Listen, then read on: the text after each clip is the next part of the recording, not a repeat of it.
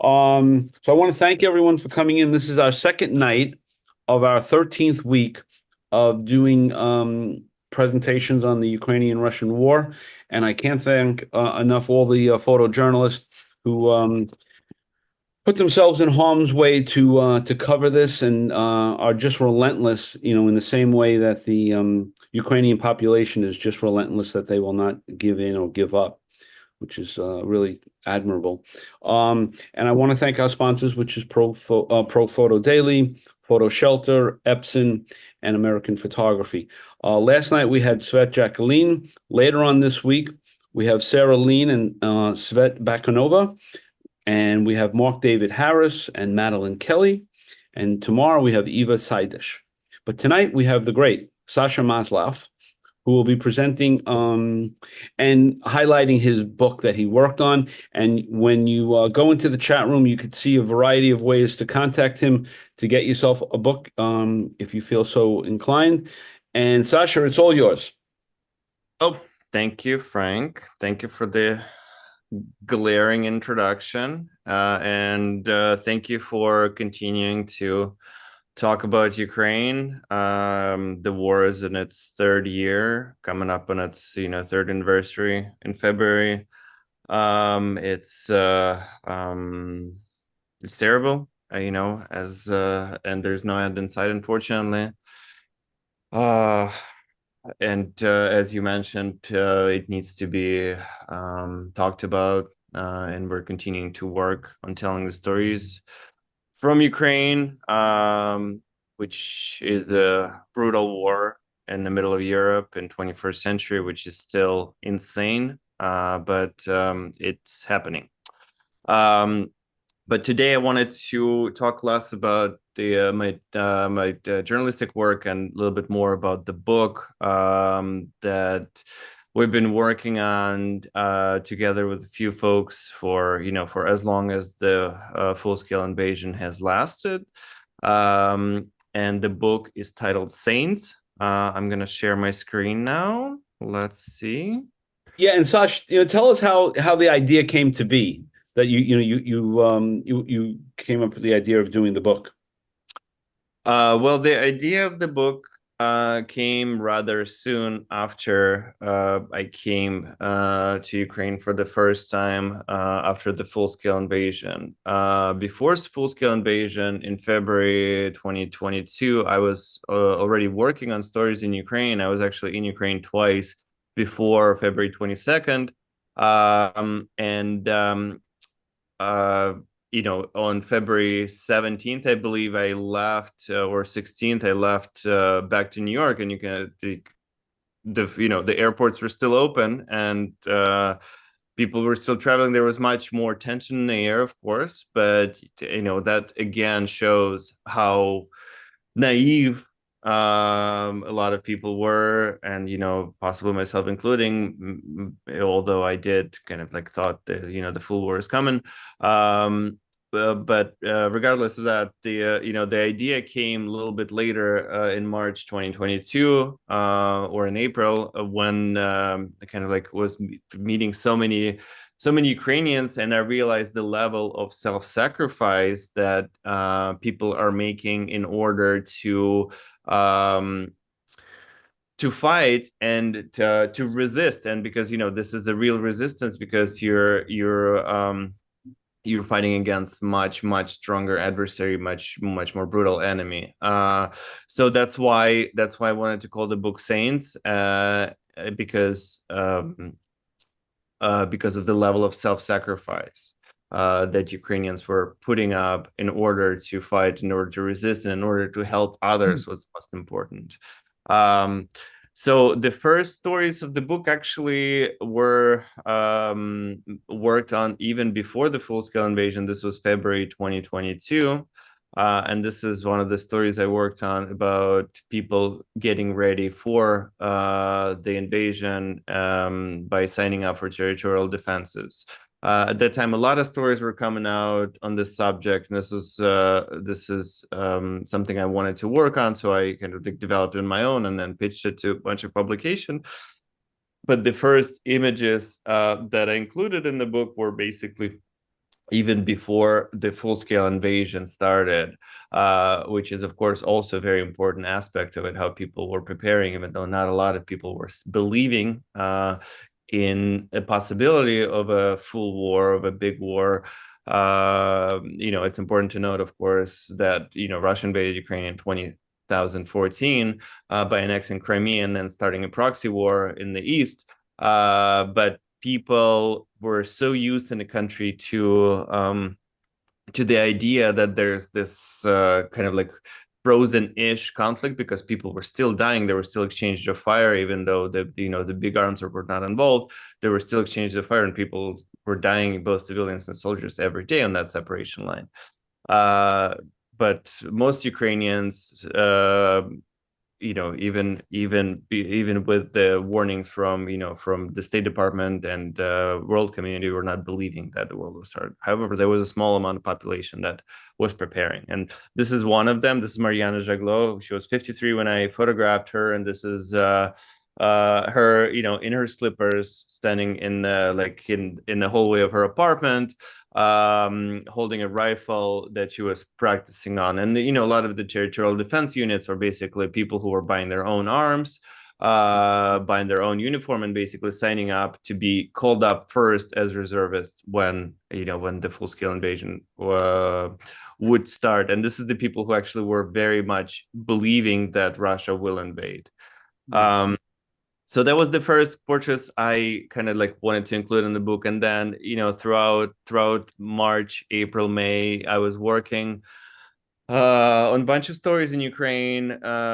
This was a story about animal rescue during the occupation of Kyiv region. And this woman, Maria Shmeyko, who was in a little village called Ivankiv, that's closer to Russia, up north from Kyiv. She found herself in occupation. And a lot of people left, but she didn't want to leave her shelter, which is actually just called Cat and Dog.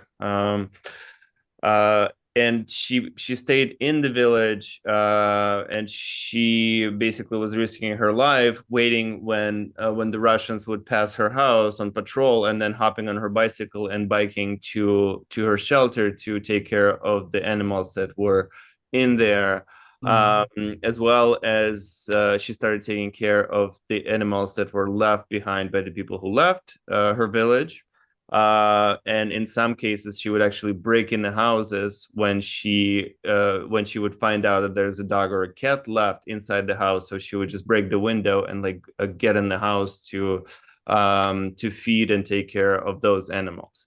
So Sasha, was it really hard to get these images, especially that first image with the woman in the hallway, before the war started, like to convince people to be documented? No, not at all. And this is a common theme in generally in Ukraine. There's a very little uh, resistance to people wanting to tell their story. Oftentimes, journalists are very welcomed in the house, and people do want to tell their story. It's not always the case. Obviously, we're working on some very difficult stories sometimes. There are stories connected to sexual abuse, for example, where people are much more hesitant to tell their story. There are stories connected that might not feature Ukraine in a positive side, in a positive light, especially stories connected to corruption, for example, where people would not want to obviously talk to you.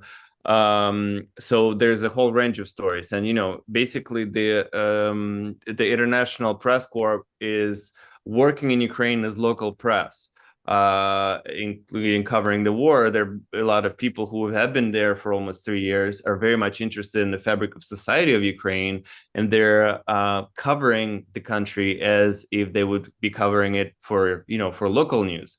Kind of digging into things that might not be as pleasant for the kind of image of Ukraine, for example, which in the long term, of course, is actually very good for Ukraine and for Ukrainian society, because for the most part, journalists are defending greater good. Um, Sorry, I kind of expanded into No, no, it's good. the We can philosophical do it. aspect of things. So the first portraits of the book were actually drawn from the stories, and I continued on to draw some portraits from the story. But the main visual sequence of the book I mean, is kind of like a more of a close-up portraits where I wanted to almost kind of imitate uh, the Renaissance traditional iconography, where the backgrounds are either kind of like going into the like further in with a perspective, or in this case, kind of like just a very close up portrait with a background close by. And another thing I wanted to say, that even though the book was titled Saints, I was very much aware of the situation that none of these people are saints, of course, no matter how good their deeds are and how amazing some of the things they've done are. Everybody is with a sin and everybody is with a fault. Like, for example, this gentleman, his call sign is Santa. He's been at war since 2014, and he has sacrificed a lot his entire life for the war, and this is basically all he knows now. But at the same time, he's a kind of a very controversial character. For example, one time it's been rumored that he came in with a like in a bar with the automatic rifle, like to threaten some guy who either like stole a woman from him or was flirting with it. So there's like, this is just an example, and it's also a rumor. But I just want to say that like all these folks in this book, they're not. I'm not saying that this is an icon for them to become canonized. They're saints in the moment, or they're saints in a number of years by their self-sacrifice. And the war is the thing where you kill to save others. And to call somebody a saint who kills, either as a profession or in a moment, is also kind of like a bit of a controversial thing. But by killing, they are saving others, and this is like very unfortunate, but reality of war. I was just going to say that is what war is. But in the book, do you give us a little background on each of the people that you photographed? Yes, there's a story with each person. Some of them are longer, some of them are shorter. And yeah, there are stories which are written by a wonderful journalist, Nastya Stanko. She's a Ukrainian war correspondent, and now she's an editor in chief of a investigative media called Slidstvo Info, SLIDstvo.info. And it's an investigative journalist media online only, that is very reputable in Ukraine, kind of like going after corruption, going after wrongs in society, but also they've been doing a lot of investigative work during the full-scale invasion, uncovering Russians that have committed war crimes. So they've been doing a lot of really amazing work, basically unearthing Russian officers, Russian soldiers, and even generals in Moscow that give these criminal orders.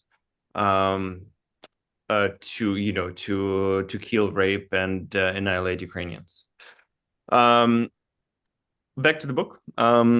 So this is Ignatius Ivlev York. He's a very interesting fella. He's British. His father is British. His mother is Russian. A Russian journalist that escaped Russia and actually now lives in Ukraine and works in Ukraine. And I attended her recent. She's also a photographer, a recent exhibition. She gave a very touching speech about being a Russian, being a Russian person living in Ukraine. Um, and he is a volunteer who came to Ukraine after the full-scale invasion and started evacuating people from a very hot areas where the official and the official NGOs wouldn't go anymore because it was just too dangerous. So he assembled a team where he would come and evacuate civilians that would still kind of hold on to their houses and leave, even though they wouldn't leave because uh, actually, there's a variety of reasons. He has a YouTube channel that is really incredible, and if you guys want, you can find some of these evacuation videos, and it's like watching action movie nonstop for like for 10-20 minutes. They're going through shelling, they're going through bullet, they come into the houses, and the people would um just refuse to leave because there is a goat that they like, or because there's a house that they're afraid to lose. Meanwhile, the Russians already on a doorstep, and he's convincing them that you're going to lose anything anyway, you might die now. And sometimes he succeeds, sometimes he doesn't. He later on joined in the fight, and he now is a soldier. This is my colleagues Evgeny Malolyetka and Vasilisa Stepanenko, who were the only journalists, along with Slav Chernov, who shot 20 Days in Mariupol, who were the only journalists that were left in Mariupol when the city was surrounded. And because of their work, basically the world know what happened in that city when it was surrounded. Russians are very good at manipulating information. They're very good at erasing history, and they've been doing it throughout centuries. And they're still doing it. So without journalists like this and without their work, it's Yeah. incredibly difficult to preserve the memory and know what actually happened, because Russians are masters at rewriting history. Um, and that also reminds us again, because about 20% of Ukraine is now occupied. It's a completely dark place on the map. We have no idea what's happening there. Unfortunately, most likely there's another mass murders, there's another war crime situation. It's completely unknown what is happening. And some of it is going to be unearthed, but some of it will forever be hidden, unfortunately. So it just shows one more time that it's incredibly important to have free press working in these areas. Unfortunately, it's not possible in occupied territories or in Russia in general. There are very few journalists that are still able to work, and those who do that, they basically risk imprisonment or worse. As we've seen with Even, for example, it's very easy for Russians to snap up a journalist and accuse them of something, whatever whatever fits in the sheet of paper, and use them basically as a pawn to pursue their goals. Um, this is a very interesting story. This is Yuri Kuznetsov. He was an orthopedic surgeon, orthopedic traumatologist and a surgeon in Izium, a city in Kharkiv region that was occupied in the first days of the invasion. And he came on his shift, if I'm not mistaken, on March 6th or 7th, and he never left his post until September. So he was on his shift for about 6 months, and he remained the only qualified doctor in the city. He basically ran the hospital. There were a few nurses, and he ran this hospital and helped people and operated on people and uh, uh, uh, helped with birth, just everything that was needed to be done. And at the same time, the hospital was bombed. People were coming with trauma that he's not used to. It's an incredible heroic story of this person who basically saved a bunch of lives by just staying on his post for this entire time. He He lived is a in a saint. hospital too. I'm He's a sorry? saint. He's a saint. Yeah.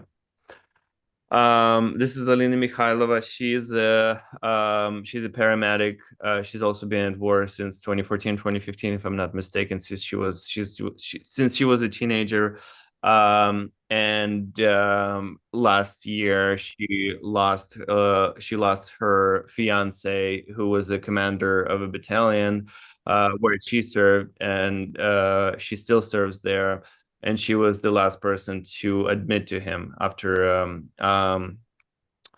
a shrapnel wound to the neck. Interestingly, he was also supposed to be in our book, but I was never able to photograph him. His name is Mitro Tsubailo, with the call sign Da Vinci. He's also been at war since 2014. And um, his portrait is the only one, his photograph is the only one that's posthumous, because I really wanted to include him in the book, and I decided to photograph him at his funeral. But her portrait is here because her story is incredibly important, and she remains on the front lines almost without a stop. She almost never leaves. And was it hard? Was it hard, or oh yeah, I guess was it hard to get these stories from them, or in their quiet moments, they were willing to share their intimate stories? Well, it's a good question. It is a quiet moment, but we are here. We're pretty close to the front line, and most of these portraits are lit and posed, so it seems that we're in a quiet spot.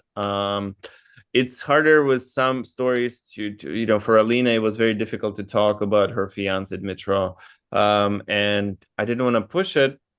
Um, I talked a little bit, but it was difficult for her. First of all, this was very fresh then. Second of all, I'm not working on a story here. I'm working on a book, and it's kind of like it's like I have certain freedom, like not to push too much if I don't have to. So it was hard in certain aspects, for of course for people to talk about this, but in certain aspects it was not. Yeah. And for you, was that an easy experience, or an easy place to get to be able to interview, in these intimate ways? I wouldn't say it was easy, but it was very rewarding. For the most part, like there's a lot of portraits in this book from people who have done a very small deed to people who have sacrificed their entire life to help others. Um, and Ukraine is now creating this pantheon of heroes, the pantheon of futures, the people whose streets are going to be named after, whose monuments are going to be in Kiev and elsewhere. And it's the people who are quite literally creating history right now by their actions.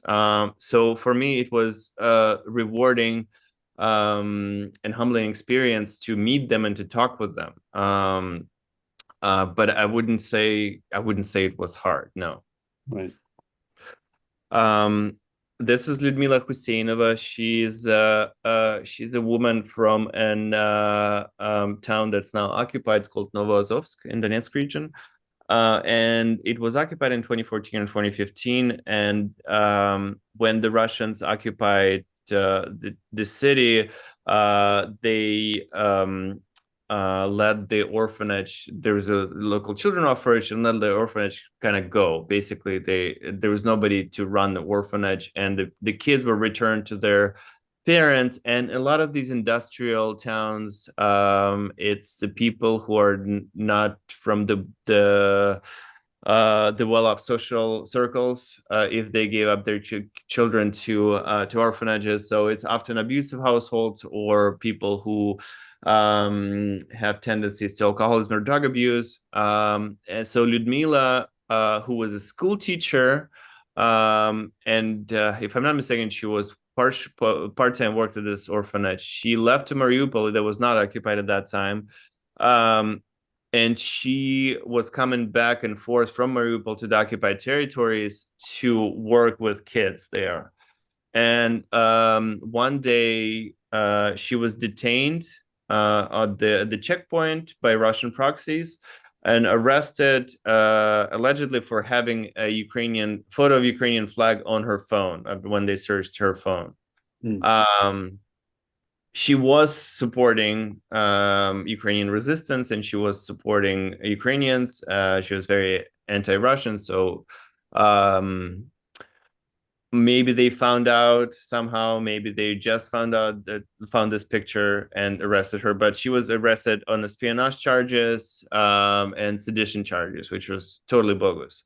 Right. um, she was put in a center called Izolatia. It's a notorious terrible place. It was a former art center in Donetsk, kind of like akin PS1 in Queens, for example. It's a former industrial place that was turned into a contemporary art center. And then when Russians occupied Donetsk, they turned it into a torture chamber and a prison. So she was kept there. Thankfully, her family was able to find somebody who was able to act as her lawyer, even though that's more of a kind of a fixer situation in kind of this lawless land. So she was able to be transferred to a temporary detention center. Um, and again, that's all kind of like temporary detention center, prison, all this stuff is kind of just like she didn't have a court date until like 2 years. She was in these different prisons. And when she did, as far as I remember her story, she said it was about 10 minutes. The judge just kind of read the verdict and then she was sent back. So it's a joke. The judicial system in Russia in general and the occupied territories is way worse. Mm. Um, Yeah. and the So- photo, sorry, let me just finish this. yeah. And the photo that that's the photo, the drawing that she's holding on to in this photo, it's a view from this detention center where she's looking out, and there was about 20 women with her at this cell that's dedicated for probably like 4 or 5 people. uh she said most of the day they were standing on her feet because there's not enough space. And this is the photo. She was looking out in the window, and one of her cellmates could draw, and she exchanged the drawing. She commissioned a drawing for a pack of cigarettes, basically, and she was able to take it with her. And this is the only thing she was able to take out. Um, she was exchanged. There was a group exchange of women, if I'm not mistaken, in 2022 or 2023. And now she lives in Kiev, and she advocating for recovery of women, Ukrainian women who were detained or abused in the occupation. Wow, that's unbelievable. That's an Uh, unbelievable. That was sort of my question for you, Sasha. Is like doing a book like this, you're finding out about orphanages and torture and prisons, and you speak about corruption. You know, how did you deal with all of these other sort of social issues that were going on while you're taking photographs? I mean, to learn all these stories, the orphanage, my God, that's so painful to hear. well, like any other journalist, for me, um, I'm looking at this as my way to right the wrong. I can't fix the orphanages. I can't do anything about most of the things, overwhelming majority, but I can tell a story. I can help tell the story, either with a photograph, with a text, or with working on a story with a group of journalists, with a team, for a number of publications. Um, and I pitch stories all the time. I try to find subjects to right those wrongs by telling people stories, and this is all I can do Mhm. within the confines of my profession. So that's I think that's my way of dealing with it. Yeah. Oh, beautiful. Yeah. And for this book, I was like, I really wanted to collect the stories, not of just like expected heroism of a bronze star kind of behavior, but of just a different, like from a smaller sacrifices that that just kind of help somebody carry through the most difficult moment of their life to that expected heroism. And I'll talk about that a little bit later too. So this is a story of Polina Lupanenko. She's in the center in a pink dress, and this is her adoptive family. So Polina was the sole survivor of a convoy, including her parents, were all killed. They were trying to move from occupied territories, and from the information that I got from her adoptive parents, and from what we were able to check, there was a convoy of people in Kharkiv region that needed to move through the occupied territories, and they bribed Russians to let them through, to be able to basically go, because they weren't able to leave to the Ukrainian controlled territories. That they were trying to go through the occupied territories to through the Russian border, so they can leave through Russia, through Latvia, to Europe. Um, and that's a very common route. It was much more common. Now it's much more difficult. But this is a journey people have to make sometimes, where they can't leave to the Ukrainian controlled territories, which is almost impossible at this stage, if not completely impossible. So they That is paid helping out the Russians. as a manager and a leader of people, as somebody like, to me, what's so funny about businesses is how audacious they are that somebody wants to see their advertising. I don't know what that is, but Jay will take care of that. So their convoy was shot at from an armored vehicle, and everybody was killed except for little Polina. After the liberation, and then she remained in the van where her parents were dead until she was found by a villager nearby, and he took her in. In September 2022, Kharkiv region was liberated by Ukrainians, and the neighbor, that guy, the villager who found her, started looking for the relatives, and so he didn't find direct relatives, but they found the what's it called, the godmother. So this woman is the godmother of Polina, and approached them. So, and then they decided to adopt her, and now they live together in their village, in the same house, even though they already have 3 kids. So that's kind of another story of self-sacrifice of both Polina, even though she doesn't realize it, and this family who adopted her. Wow. Wow. This is another former colleague of mine, a journalist called Yevhen Spirin. Now he's already serving in the armed forces, but this time I photographed him. This is in Bucha, a village in Kiev region that was infamous for mass murder of Ukrainians when Russians were kicked out of there. He is from Lugansk, and his father worked in a morgue. And when Bucha massacre was found out, he wanted to be useful, so he decided to help with identifying the bodies. He built a database. He started looking for relatives. He worked with DNA labs to identify the bodies and help with the burial. And that kind of like became his self-assigned mission. And he really suffered from it, because it's a very hard psychological burden to carry. Visibly suffered, and he wrote about it a lot. He continued to write because he's a journalist. And then he volunteered for the army last year or this year.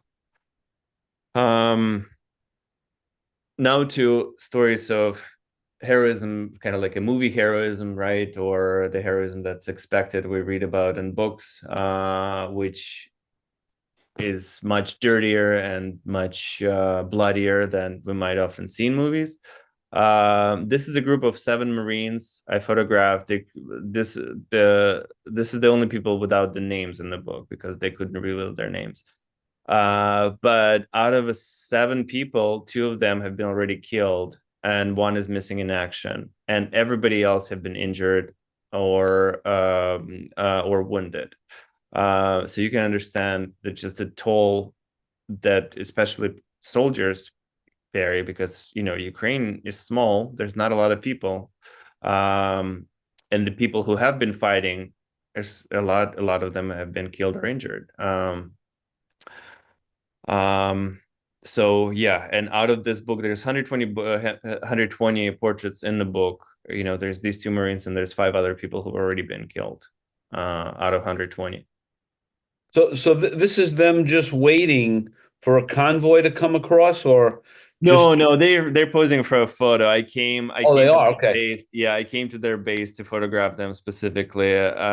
So it's Mariupol Marines who are like there's the elite Marines, and they've taken part in the very hairy situations. And in the book, I talk a little bit more about it. And of course, their job is one of the riskiest of all. But yeah, you can understand the numbers are very scary. This is another example, but this is the man I met on the story I was shooting for the Zeit after the liberation of Kherson in November 23. And this man, his name is Evgeny Babushenko. He was 44 at the moment. He was working in a tire shop. So this is like 3 days after liberation of Kherson. He was working at a tire shop, and he was in a territorial defense when Kherson was attacked and occupied. He buried his uniform, but he decided to stay in town, and started passing information to Ukrainian side about the troop movements, about everything else. He didn't tell anybody about his activity, obviously. And he was so kind of like deep into the conspiration about his work with Ukrainians that he didn't know that his cousin that works in the same tire shop is also passing information to Ukrainians. But after the liberation of Kherson, he signed up for the army, and he was killed in Bakhmut a few months later. And he's among those 7 people that I mentioned that were already killed, that are photographed for this book. This is Andrei Pilshukov. He's also killed. He is killed in a training accident of airplane. He's a pilot. He's it's very important figure in this war and for Ukraine. Besides being an ace pilot, he also advocated and took part in securing F-16s for Ukraine, which is very important because Ukraine lost a lot of their Air Force in this war. There was a very small Air Force to begin with, and Ukraine lost a lot of planes, so F-16s are instrumental now. And Andriy was one of the people who were able to secure the deal with the United States to be able to sell F-16 and to be able to other countries to pass F-16s to Ukraine. So that's just a few stories from different sides of the spectrum of Ukrainian resistance I wanted to show you, both the military part and civilian part. I wanted to say a few words. This is how the stories look in the book. There's short stories, there's longer stories. I wanted to say a few words about working on the book. It's been an incredible journey. A lot of people are involved. I came with this idea to Canadian foundation called Saint Javelin in May of 2022. And at that time there's so much passion, so much enthusiasm. They were very enthusiastic about taking this idea. Working on it was very hard. There was a lot of people involved, as I said. The Saint Javelin team from Canada. This is Nastya Stanko, who is the writer. There's the producer of the project, his name Valeria Gusteva. She's done an incredible job of finding people, researching everything. So it's a huge team. East Publishing, it's a Ukrainian publishing house. We really wanted to do everything in Ukraine as much as we could, even though printing turned out to be impossible because publishing houses would not give you any guarantees that the book is going to be done at all, or the price or the paper, because the supply routes are cut out and the electricity is scarce. So and if there's no electricity, there could be no printing. So it's very difficult to print in Ukraine. So we decided to go for a printing house in Budapest. But working on it was also a bit challenging. There was a lot of situations, like for example in this photo. So basically we arrived, this is in Chasiv Yar, in Donetsk region, and as we arrived, like maybe a minute later, 2 minutes later, there was a coordinated attack from Ukraine. So everything around us, and the guys who were hosting us didn't know about this. So there was like artillery fire, literally plane like zooming right over, because the planes fly very, very low, right over our head, shooting flares. We hear helicopters, we're here like artillery fire, everything at the same time. And we're like, just came there to interview them, and we're like, well, we're gonna have to do it quick, because obviously, like, once there's a fire from one side, there's gonna be a fire in the back immediately. And I photograph people. I try to photograph them, like as I explained earlier, in this style to mimic iconography, and oftentimes it's in the field very close to the front line somewhere, to kind of create this image with the light. And oftentimes, like, the light also attracts attention, so you like have to be very quick. There are drones everywhere. So yeah. And then of course there was printing. The printing was exciting part. Anastasia Leonova, who is one of the founders of East Publishing, came with me to I came with her to Budapest to print this book, and this is how it looked like. Everybody was very excited. Hungary is a bit of a problematic country in the European Union, but the printing house staff was so excited to work on a book about Ukraine. They were super enthusiastic, as most people in Budapest or in large towns like are liberal and very pro-Ukraine. Meanwhile, countryside is kind of like more pro-urban, but that's a separate subject. And yeah, we printed the book. And there it is. And we can order this right from your website, Sasha? There's a website. There's a link on my website. You can order it from St. Javelin website if you're in the United States. Third of all the money goes to charities that St. Javelin supports. And with the rest, we're hoping to make back the production cost. I bet. Yeah. So, I mean, and so the book is complete.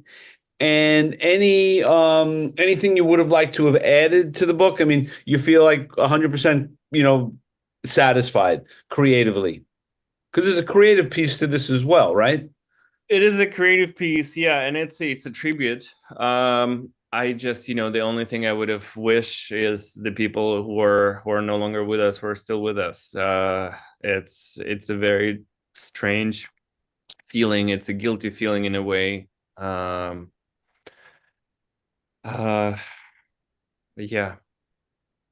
Yeah, it's interesting, hearing the book, and normally you hear the book, there's going to be an opening, there'll be a show around it. It's, in this kind of a case, it's really this document that you've created to share with everyone, right? So it's right. I mean, it's just different than what you normally think with a book, book opening and a book signing and all those other things. It's an intriguing space that you find yourself in, doing something in real time. Yeah, it's impossible to tell the whole story.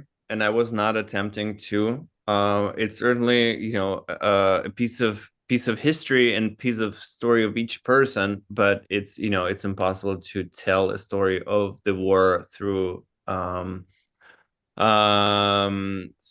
these stories completely in its full image. But I have to say also that telling personal stories of people, it's sometimes it communicates better to Americans or even Europeans or somebody else far away, the image of the war through a personal touch, through a personal, and the photograph also has a certain way of communicating and like touching people's lives. So that's something I wanted to do. Yeah. One thing that you convey in your storytelling is to really have sort of like you have a sense of the pulse of what's going on there. And if that's true, tell me if you have a sense of what young people are thinking of when this is over, as it relates to, the orphanage and corruption and all these other issues that are part of that world. Do you get any information about that, like what people expect when it's over? I don't think many people expect it to be over soon. Right. Like anything else in society, it's a complicated situation within Ukraine. The enthusiasm of 2022 has waned, of course, but people remain very committed as in general and very resistant to an idea of kind of giving up an inch of a territory or giving up in general. And even though there's a huge war fatigue, there's a dissatisfaction with certain aspects of how the war is being waged or how some people are behaving or et cetera, like any other society, like any other society, it's kind of like it has transformed, but in general sense it's still very, very much resistant to the idea of even considering kind of giving up, and like very much willing to keep fighting. Mm. Yeah, if anyone else has any questions, you could raise your hand or just speak up. So what's next for you, Sasha? Like, what are we doing next? Well, I'm here in the States for now, for about a month. I'm gonna work on some election stories. I'm gonna work on some stories in New York, rest up, and then head back to Ukraine. And you have a base there in Ukraine that you can immediately go back to, or you'll Yeah, have I to. stay in Kiev, and I travel depending on assignments or rotations. Really depends on the stories. Right. I am starting to work on a new book. It's gonna be a little bit more documentary. And Yeah, we'll see. Mm. And so if you needed a timetable, when is that book complete? I think it's gonna be end of 25, maybe 26. We'll see. Yeah, Okay. That's yeah. so Very much connected to the front line, and the front line is moving. So we'll see. and through all of this and all this coverage, how do you deal with the stress of all of this? Like, what's your relief? How do you get relief? Well, I take a little scented candle with me, and then that. All right, if that whatever works is a good thing. And if a scented candle will do it, then No, I great. think, guys, I think we talked about one hour chats Yeah, before. I'm very privileged to be able to take breaks. yeah. Um, I can come back to New York. I can both take a mental break and work on something else, and take a physical break by leaving Ukraine. A lot, like, Ukrainian journalists are not able to do that. Male journalists, can't leave the country. Um, or there are people who are so dedicated and so fanatical about their work, they're just, keep plugging on. Meanwhile, of course, it's taking toll.